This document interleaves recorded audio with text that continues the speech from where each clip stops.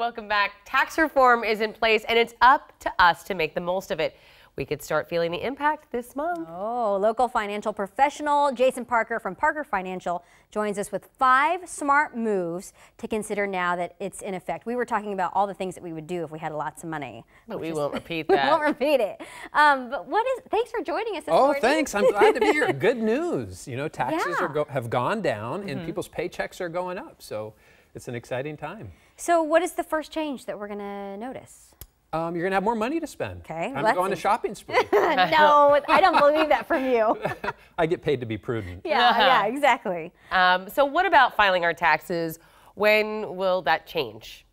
Well, 2017 has to be done by April of this year. That's not going to change. Next year, though, the big change is the standard deduction is doubling for people. So that's going from about $12,700 up to $24,000 for a married couple. Wow. So that's a big deal. The dates are all still the same, but that was the big one. The other big one was all of the tax brackets have been reduced.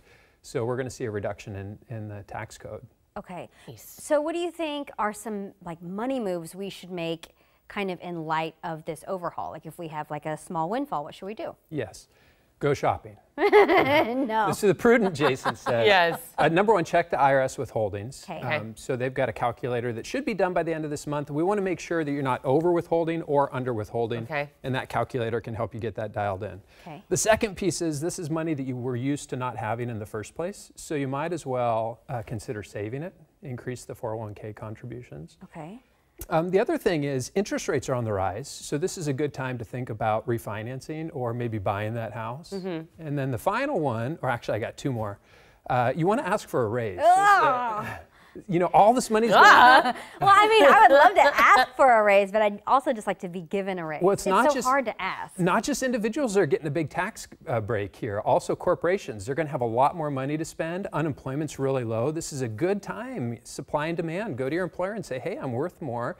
You got more money to spend. Let's show me the money. You're worth Show me you're worth everything. We'll just say that to each other back and forth.